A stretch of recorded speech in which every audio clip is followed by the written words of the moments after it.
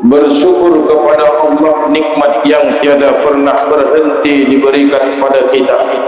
Salawat dan salam buat Rasulullah, di mana tuntunan dan dakwahnya pun terus kita pertahankan. Termasuklah sunnah yang dimaksud itu adalah melaksanakan walimatul urus di hari ini di desa Gunung Tua Panggorengan. Bayu panguli naro sian runtik bidege nangkin namar luar arwan. Kemudian baru nadiuni di mana sian luar di Gunung Tua Panggorengan namar luar ayu pas dogan. Bahan hormat dibadi hajat bukti bangsu awang sumuni inang ibu tu saudara. Fungsi solkot sasudena namandung hadir mau didiarina sadarion memenuhi undangan ni kedua mempelai diarina sadarion. Bapak Ibu sekalian, daging jam hadana khususnya dia muda dua Arwan dan Ayu, akad nikah telah selesai dilakukan. Dan akad itu sama halnya dengan perjanjian yang Allah berikan dulu kepada para nabi dan rasul. Apa kata Allah dalam surah An-Nisa ayat 21? A'udzubillahi minasyaitonir rajim. Wa kaifa ta'khuzunahu wa qad afdha ba'dukum ila ba'din wa akhadna minkum mitsaqan ghalidha. Bagaimana kamu akan mengambil kembali setelah kamu bercampur dengan istrimu dan kami telah mengambil darimu mitsaqan ghalidh, perjanjian yang kuat. Kepada para nabi dan rasul Allah berikan juga tertulis dalam surah Al-Ahzab ayat yang ke-7. Wa idh akhadna minan nabiyyin wa minka wa Nuh wa Ibrahim wa Musa wa Isa bin Maryam. Dan ingatlah ketika Allah mengambil perjanjian yang kuat dari Muhammad, dari Nuh, dari Ibrahim, Musa, Isa putra Maryam, yaitu perjanjian mitsaqan ghalidh. Ternyata ikatan nikah yang Allah maksud pada Quran sama halnya dengan ikatan perjanjian di antara para nabi dan rasul. Maka pada pernikahan ini, pada walimah ini, Arwan, ingin kami tekankan seberapa kuatkah perjanjian pernikahan itu. Tentu sama kuatnya dengan perjanjian Allah dengan para nabi dan rasul. Karena Allah sebutkan ada 5 nabi ulul azmi dalam perjanjian yang kuat ini, maka mari kita teladani atau mengambil hikmah dari pernikahan mereka. Pertama, Allah sebutkan Nuh. Nuh alaihi salam punya seorang istri namanya Wa'ilah. Wa'ilah disebutkan pada surah At-Tahrim ayat 11. Apa kata Allah? Perumpamaan wanita kafir itu seperti istri Nuh dan Lut di bawah pemeliharaan 2 hamba kami yang salih. Tidak disebutkan namanya karena tidak penting wanita seperti ini dikenang dalam Al-Quran. Maka untuk itu wahai Ayu, menjadi istri janganlah seperti istri Nuh yang tidak pernah mendukung apa yang dilakukan suaminya. Kebaikan yang terus menerus dilakukan si suami selalu dianggap buruk di mata si istri. Wa'ilah adalah penghulu wanita yang akan memasuki neraka. Wa'ilah walaupun dia istri Nabi, istri Rasul, terus buat si Arwan. Kenapa Allah tidak membiarkan Nuh menceraikan Wa'ilah? Itulah sebagai ujian dalam kehidupan rumah tangga. Tidak selamanya kita bisa sejalan dengan si istri Arwan. Ada kalanya kita bersimpang jalan, ada kalanya titik bertemu, ada saat kita butuh diskusi teman bicara, tapi ada masa kita tidak ingin diganggu oleh siapapun. Jadi Nuh tabah dan sabar membina rumah tangganya bersama istri yang bukan beriman, bersama wanita yang tidak sejalan dengan dirinya. Tapi karena tidak ada perintah Allah kepada Nuh untuk menceraikannya, maka Nuh tidak bisa melanggar perintah Tuhan. sampai Allah Subhanahu wa taala mengirimkan air banjir bandang. Disitulah perpisahan antara Nuh dengan istrinya Wailah.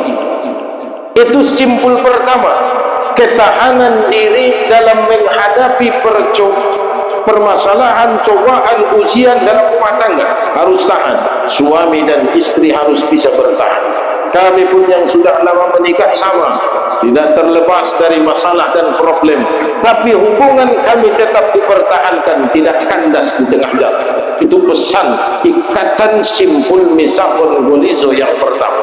Yang kedua, Allah sebutkan Ibrahim yang terkenalkan populer, dia punya istri dua. Pertama namanya Sarah, anaknya Ishak. Yang kedua namanya Hajar, anaknya itulah Ismail.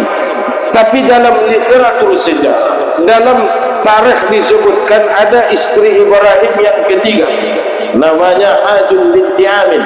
Ada lagi Konturo yang dipahami orang suku Melayu atau orang Nusantara, yang diyakini adalah nenek moyang orang Indonesia. Kebenaran dan keabsahannya wallahu a'lam. Tapi dalam sejarah disebutkan Ibrahim punya 4 orang istri, keempat-empatnya sejalan dengan dirinya. Dia adalah seorang nabi dan rasul, gelarnya Allah berikan Khalilullah. Memang dia mampu mengislamkan, membuat bertahan keimanan 4 istrinya dan semua anak keturunannya. Ibrahim alaihissalam jadi panutan. Dan dalam Quran Allah Subhanahu wa taala menyuruh kita hanya boleh mencontoh 2 rasul. Pertama Nabi Muhammad, yang kedua Ibrahim. Itu sudah Allah sebutkan dalam Quran bahwa pada diri Ibrahim juga ada uswatun hasanah. Artinya Ibrahim Khalilullah dan Muhammad Habibullah adalah teladan yang harus kita ikuti. Dalam urusan rumah tangga, apa yang harus kita teladani dari Ibrahim? Dia tidak pernah lupa berdoa kepada Allah Subhanahu wa ta'ala. Yang harus kalian berdua ingat, di saat Ibrahim lama menanti kelahiran anak, dia tidak pernah putus berdoa kepada Allah, yang disebutkan dalam surah As-Saffat ayat 100. Apa di situ disebutkan? Rabbi habli minas salihin. Ibrahim terus berdoa, ya Allah berikan kepadaku anak yang saleh. Dan ini harus menjadi doa kita semua, khususnya kalian berdua. Doakan, Rabbi habli minas salihin, Rabbi habli minas salihin, ya Allah berikan kepadaku anak yang saleh.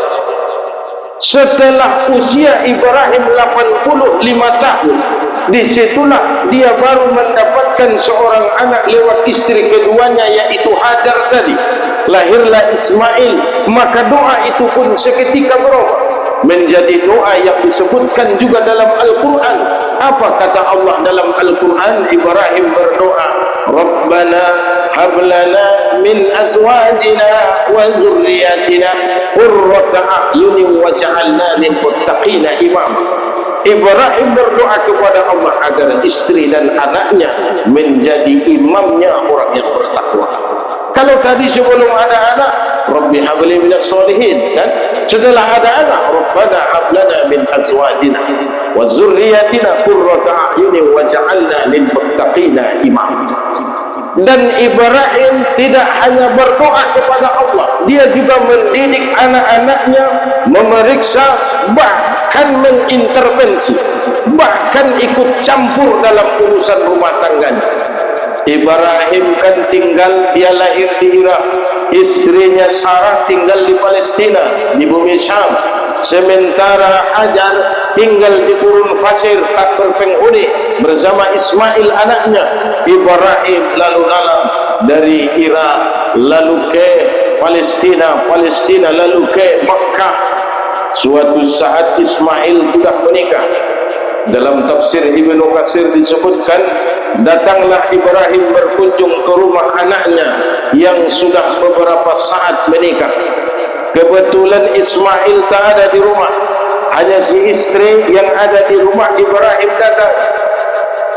Istri Ismail hanya berdiri di pintu menanyakan perihal kebutuhan si orang tua yang datang bertamu ke rumahnya. Bapak mau cari siapa? Saya mau cari Ismail. Oh, bapak mau cari suamiku? Iya. Kamu istri Ismail? Memang. Ada apa pak mau cari suamiku? Bagaimana urusan rumah tangga kalian? Itu yang mau saya tanyakan. Tanya Ibrahim. Menantunya tidak tahu kalau ini mertuanya. Di pintu dia tetap berdiri menceritakan semua keluhan, semua kegelisahan, semua beban dalam rumah tangganya, seolah-olah tak ada satupun nikmat yang Allah berikan di rumahnya. Perempuan ini terus mengoceh, terus mengumpat perihal keadaan ekonominya, persoalannya. Ibrahim dalam hati sudah gusar. Lama dia menunggu cerita istri Ismail ini atau menantu perempuannya. Lalu Ibrahim berkata, wahai perempuan, begini saja, kalau saja nanti pulang suamimu Ismail, tolong saya titip pesan, ini daun pintu kalau bisa diganti. Jadi itu aja pesannya pak. Memang nanti tolong sampaikan. Ya pak, terima kasih. Ibrahim pun berlalu pulang ke Palestina. Lalu di sore hari kan Ismail pulang. Si istri pun cerita, bang, ada apa? Tadi ada orang datang, kakek-kakek, bapak-bapak sudah tua. Bagaimana perawakannya? Disebutkan si istri, modelnya begini. Dalam hati Ismail, ini bapakku ini, Ibrahim Khalilullah yang datang. Tapi istriku tidak mengenali. Terus apa pesan orang tua yang datang itu? Tanya Ismail. Istrinya jawab, bang, bapak tadi itu berpesan agar daun pintu ini diganti. Maka Ismail pun menjawab, wahai adinda tercinta, mohon maaf, cukup sampai di sinilah perjumpaan dan pertemuan hubungan rumah tangga kita. Mulai saat ini kita sudah bercerai. Bercerailah Ismail dengan istri. Menangis si perempuan, bang, kenapa bisa jadi begini? Ismail jawab, biar kau tahu wahai adinda, yang datang tadi itu adalah bapakku Ibrahim Khalilullah. Dia Nabi dan Rasul. Dia datang kemari, berarti dia telah mengujimu, dia telah melihatmu ada sifat-sifat buruk dalam dirimu yang tidak bisa diluruskan. Maka ayahku berpesan agar aku menceraikanmu, karena kau berdiri di pintu. Daun pintu itu adalah majas kiasan sebagai dirimu. Maka hari ini kita pun berpisah. Apa boleh buat? Istri Ismail tidak bisa lagi menolak. Lalu menikahlah Ismail kemudian dengan wanita pilihannya, menggantikan istri pertamanya. Juga datang kemudian Ibrahim melihat bagaimana kondisi anaknya dan menantunya. Sama juga halnya posisi itu, perempuan istri Ismail yang kedua ini berdiri di pintu. Dia tidak kenal siapa bapak mertuanya ini. Ibrahim nanya, mana suamimu? Lagi keluar pak. Ada apa? Saya mau tanya, bagaimana kondisi rumah tangga kalian? Alhamdulillah pak, kami walaupun dalam keadaan serba terbatas, tapi kami masih bisa bersyukur. Dalam keadaan ekonomi lemah, kami masih bisa beribadah. Tidak ada persoalan yang tidak bisa kami selesaikan. Semua masalah bisa kami tuntaskan. Saya bersyukur mendapatkan suami seperti Ismail. Seolah-olah tidak ada pernah cobaan dan ujian dalam rumah tangga perempuan ini. Lalu apa kata Ibrahim? Begini saja, wahai perempuan, kalau pulang nanti suamimu tolong sampaikan salamku kepadanya dan tolong pesankan kepadanya agar jangan lagi mengganti daun pintu ini. Dia harus pertahankan sampai ajal yang memisahkan. Maka sore hari pun Ismail kan pulang. Istri cerita, maka Ismail mendengarkan dengan terharu, dengan bahagia dan senang cerita istrinya. Lalu apa kata Ismail? Wahai adinda, untunglah kau hanya bersyukur kepada Allah. Engkau sampaikan yang baik-baik, tidak menceritakan yang buruk-buruk. Biar kau tahu wahai adinda tercinta, yang datang itu adalah bapakku Ibrahim Khalilullah. Dia telah mengujimu, tak ada keburukan dalam dirimu, yang nampak hanyalah kebaikan. Itu pesan buat si Ayu. Jangan terus mengeluh, jangan terus mengeluh, apalagi menyampaikan keluhan kepada orang tua. Apa kata orang Mandailing? Molomal kot aek sumbur di bagas niba, cukup ibadah dua mampu dosa suami istri. Nangkon saya jawab nabonggal kuombar tujiran tetangga. Apa masalah apapun persoalan dalam rumah tanggamu, hadapi berdua. tidak perlu menceritakan kepada ayah dan ibu. Mani dah ayo inanta nasadoyan ma iboto mo pinay pamaraton do kan ulang gara-gara mo ayo telepon ko rumah masuk di bed babirem jadi masak dia jadi penyakit dia ulang tambah yang dia bebannya ulang tambah kesusahan dia manung kemampuan dia bisa ya patuyo sampai terus dari sadari. Jadi orang bisunguni akuat, jangan pernah ada niat memisahkan seorang perempuan dari ibunya, tapi didiklah dia, bimbinglah dia agar tetap berbakti dan berbuat baik kepada kedua orang tua. Keteladanan dari kisah Ibrahim, misakun waliso, simpul yang kuat dari Ibrahim. Di situ pertahanan rumah tangga, walaupun semua istrinya baik, anaknya anak yang soleh dan soleha, tapi dia tetap berdoa kepada Allah Subhanahu wa ta'ala. Lalu yang ketiga kata Allah tadi kan dari Musa alaihi salam dibesarkan di istana Fir'aun yang kemudian jadi musuhnya. Dia punya saudara atau mereka sepupuan, ayah mereka abang adik, namanya Qarun. Qarun adalah sepupunya Musa, tapi karena dia kaya justru ikut melawan Musa alaihissalam. Ada lagi muridnya namanya Bal'am bin Bawrah yang pada akhirnya menentangnya. Ada lagi Perdana Menteri pejabat saat itu Hamman. Lalu di tengah-tengah gencatan, di tengah-tengah semua serangan, di tengah-tengah semua persoalan dari segala sudut datang kepada Musa, yang mampu membuatnya tegar adalah istrinya yang bernama Sofia. Dia lari ke negeri Madian, bertemu dengan seorang perempuan, putri seorang Nabi dan Rasul, putrinya Nabi Shu'aib. Lalu menikahlah Musa dengan putri Shu'aib namanya Sufurah, dibawa pulang ke Mesir. Berlawanan dengan Fir'aun, Musa didampingi oleh Sufurah. Berperang melawan Qarun, Musa didampingi sang istri tercinta. Jadi pesan di ayu misakon waliso, perjanjian yang kuat yang Allah sebutkan itu, pegang ini. Apapun yang dihadapi si arwah suamimu, apapun masalahnya, dukung dia, berikanlah ketegaran dan ketenangan dalam hidupnya. Itulah makna kenapa Allah sebutkan Musa itu juga dulu pernah mengambil perjanjian yang kuat. Lalu adakan yang keempat tadi, Isa putra Maryam. Isa dilahirkan dari seorang perempuan yang belum pernah disentuh oleh lelaki manapun. Maryam, dia adalah wanita suci. Dia lahir sudah di tengah-tengah problem masyarakat yang menuduh, yang menduga ibundanya berbuat tidak baik atau berbuat tercela, tapi dia yakin Allah akan membelanya. Isa alaihi salam terus tumbuh dewasa di tengah-tengah fitnahan, guncingan dan berbagai macam celaan. Dia kuat seorang diri. Maksudnya Isa alaihi salam dari dirinya kita bisa ambil petik. Apapun masalah ayah dan ibu, apapun persoalan rumah tangga kedua orang tuamu, jangan dicampuri. Apapun persoalan mereka yang penuh dengan rintangan, penuh dengan perselisihan, bahkan mereka berujung pada perceraian, tidak jadi urusan. Yang namanya ayah tetap ayah kita, darah dagingnya mengalir dalam tubuh kita. Yang namanya ibu tetap ibu kita. Apapun masalah dan persoalan mereka, kita jangan ikut campur. Ulang campuri yarwan, ulang campuri ayu, masalah orang tua biarkanlah Allah menyelesaikannya. Kita hanya cukup berbakti kepada mereka.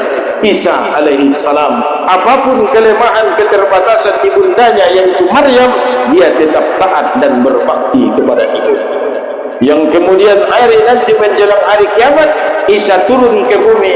Lalu setelah berjuang bumi ini aman, tentram, Islam dan beriman semua, barulah Isa putra Maryam menikah dengan seorang wanita cantik dari kota Madinah atau Madinatul Munawwarah Arab Saudi. Jadi inilah keteladanan dari Isa. Dia tidak mencampuri apapun kelemahan kekurangan rumah tangga ayah dan ibunya. Lalu yang terakhir kan Allah sebutkannya itu Nabi Muhammad. Nabi Muhammad dalam sejarah disebutkan punya istri sama-sama hidup 9, total keseluruhan 11, ada yang mengatakan 13. Berapa banyak pun istri Nabi Muhammad, dia tetap mampu mendidik dan mengajari mereka, mendidik mereka menuju surga. Bahkan apa kata Aisyah ibu kita radhiyallahu anha, baiti jannati, rumahku adalah surga bagiku. Sayyidatu Arwan ayu balala lulu zaman tiba ke Madinah ziarah ke makam Rasul, yang kita lihat hanya tembok luar itu besar. Apabila ada lubang kita mengintip makam Nabi itu tidak kelihatan, yang tampak itu tembok di dalam. Tembok di dalam hanya sekitar berapa? 4 kali 6. Paling tersemudah di pentasut lihat. Sayyidina Muhammad asli Nabi ayat Rasulullah seorang Nabi, dia dikasih Allah. Menangis Umar bin Khattab ketika dia datang masuk ke rumah Nabi. Di saat itu Rasulullah tergeletak atau tertidur berbaring di atas tikar dari anyaman daun kurma. Seorang Zubari yang lampisani mana binta bulu wala jubukna binta marhuli dan marmokas di tanggurungnya. Umar menangis, ya Rasulullah, para kaisar, para raja-raja di dunia duduk di atas tahta, mereka bergelimang harta, banyak kenikmatan dunia. Engkau adalah kekasih Allah. Tidak akan terjadi semua ini kalau bukan karena engkau ya Rasulullah. Namun hidupmu begini. Rasulullah itu hidupnya sederhana, walaupun langit dan bumi ini menyanjung dan memuji. Artinya ayo, jangan buat target kehidupan rumah tangga itu harus serba mewah, harus istana yang besar, harus punya perabotan yang lengkap. Tapi kata Aisyah ibu kita, rumahku adalah surgaku. Apa kata Rasulullah? Ma baina min baiti wa minbari rawdatan min riyadil jannah. Dari rumahku sampai tempatku membacakan khutbah, yaitu mimbarnya di masjid, adalah satu taman dari taman surga. Artinya rumah mungil kecil Nabi itu adalah merupakan simbol kesederhanaan yang menggapai surga. Jadi ayo, jangan pasang target agar tidak memberatkan suami. Mabiar Pak Saud tuang dia harus motor ke semua nama Pajero warna nanti bisa gari nama boleh jalan kiri kan, harus bagas ke semua istana mewah, harus lengkap perabotannya. Sulit dia mencari nafkah, sulit dia mencari makan, maka pada akhirnya kamu juga yang susah. Ayo, jangan banyak-banyak bikin target. Jadi cukup dia mau mengajak dan membimbingmu menuju sakinah, mawaddah, warahmah, selesai. Hanya itu tujuan pernikahan yang diajarkan. Simpul terakhir dari pernikahan Rasulullah yaitu sakinah, mawaddah, warahmah, ketenangan di rumah tangga. Walaupun Rasulullah itu tinggal di rumah kecil dan mungil bersama istrinya Aisyah, bersama istri-istrinya yang lain, semuanya ini merasa bersyukur, merasa bahagia. Bahkan Khadijah binti Khuwailid, 1/4 kota Makkah dia yang punya. Dia adalah saudagar kaya raya, seorang wanita yang sudah 2 kali menjanda dan sudah berniat tidak akan menikah. Karena Nabi Muhammad datang, dia melihat sifat dan kebaikan itu, dia pun bersedia menjadi istrinya. Harta Khadijah korbankan, bahkan nyawanya bersedia dia siapkan. Apa kata Khadijah di waktu dia terbaring di pangkuan Rasulullah di akhir hayatnya menjelang sakaratul maut?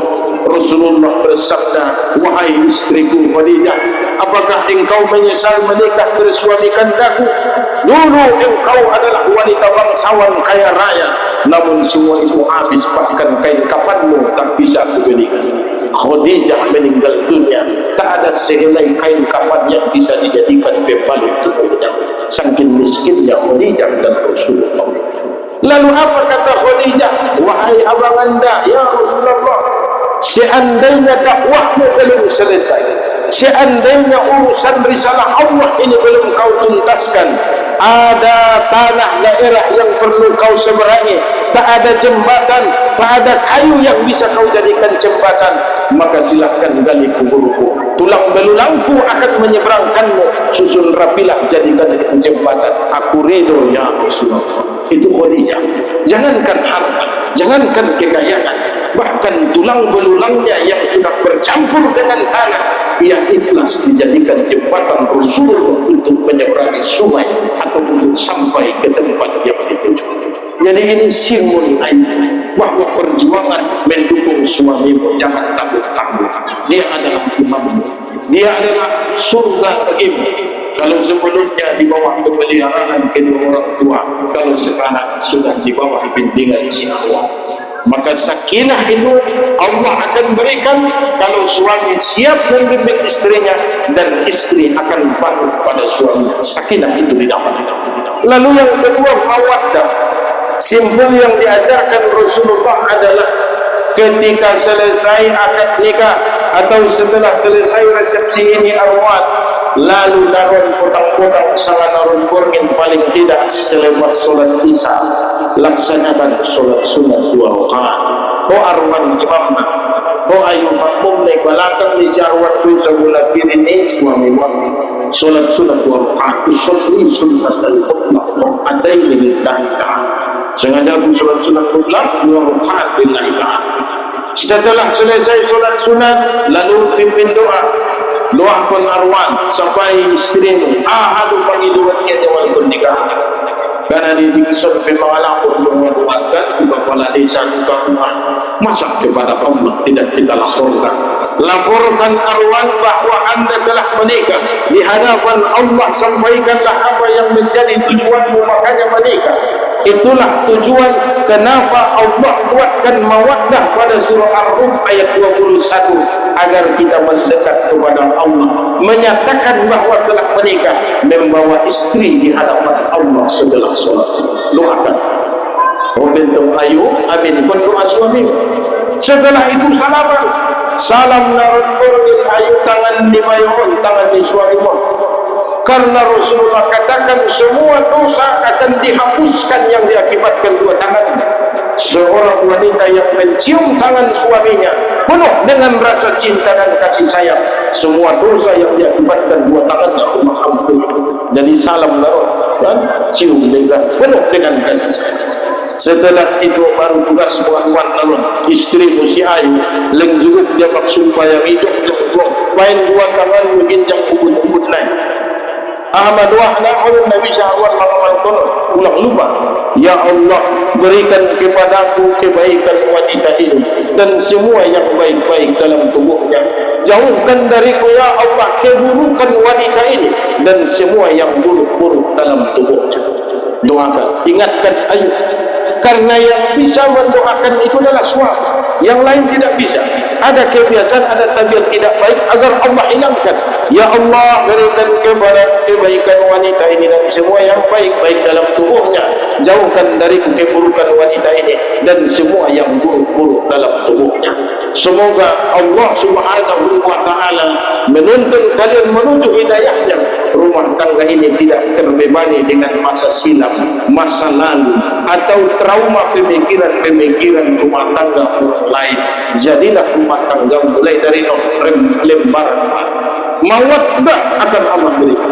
Solat sunat 2 rakaat, habis solat berdoa, setelah berdoa salaman, setelah salaman suami mengangkat 2 tangan di atas kubur istri. Itulah mawaddah. Lalu yang terakhir adalah warahmah, simpul dari Rasulullah warahmah. Arwan aman tainanda. Alhamdulillah, ibumu adalah surga dalam kehidupanmu. Namun istrimu pemegang kunci surga. Sulit memang mengatasi ini, tapi tak ada guru yang bisa mengajarkan, tapi pengalaman yang akan menuntun kita. Jangan sampai arwah anda durhaka kepada si ibu 9 bulan 10 hari yang dia kunjung doh tinggal di sibuk dia pulang sendiri doh mengundang maginjang mah hebat perasaan merubah usia kunjung dari tujuan tinggal di bagasan rahim jiwa 9 bulan 10 hari. Tapi jangan pula sia-siakan istrimu, karena dia adalah kunci surgamu. Maka tidak mungkin kita bisa masuk surga kalau tak ada surganya. Ibumu adalah surgamu, di bawah telapak kakinya surga seorang anak. Tapi tidak bisa pula kita masuk surga kalaupun sudah ada surganya, kuncinya tidak bawa. Istrimu adalah kuncinya. maka didik dan bimbinglah dia berbakti dan mengabdi kepada orang tuamu dan juga kepada mertuamu. Demikian tuntunan yang Allah maksudkan, mitsaqan ghalizah, perjanjian yang kuat dari Nuh, dari Ibrahim, dari Musa, Isa, dan dari Nabi Muhammad. Demikian yang bisa kami sampaikan.